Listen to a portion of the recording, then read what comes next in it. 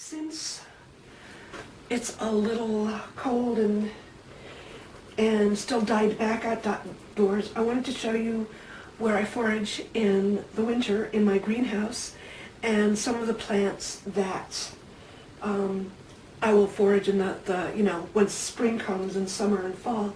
So one of the things that we have here is, this is called, this is wood sorrel, and this is growing quite happily in the greenhouse because it's got lots of warmth and moisture and stuff. And this is sour, so it's called sour grass. It's an oxalis. It's got beautiful yellow flowers, and you can eat the flowers, the buds, the seed pods. Here's the seed pod, and the leaves. And it's really too sour for my taste, but some people really love the sourness, so that's one of the things. And then another thing, oh, and here's smaller wood sorrel. So then back here is a really nice bunch of blooming chickweed, and this is just one of the best plants. This came over with the settlers and just made itself right to home here. I love this stuff. This is really good food, really good nutrition, really good medicine.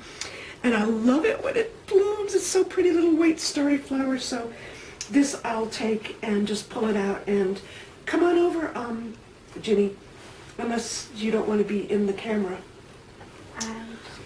You can just, okay.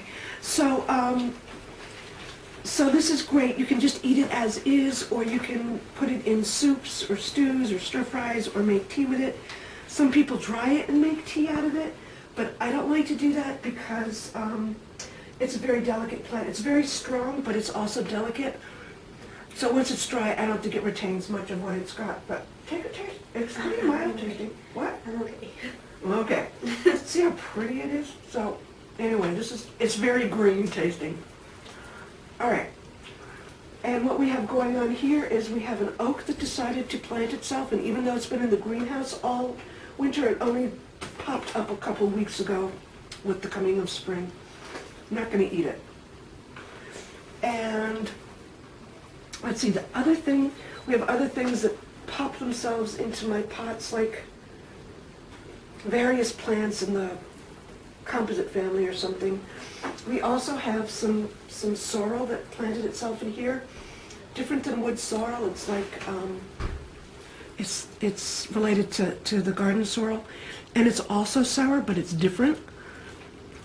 And I like to eat it or put it in soups, stews, etc. And then the other thing that I really love, well, this has planted itself in the pot as well. This is plantain, which I work with a lot during the season, but this has just been growing in the greenhouse. So, and basically, I will use it for teas or put it in my everything but the kitchen soup stock. But I don't usually eat it. It's too.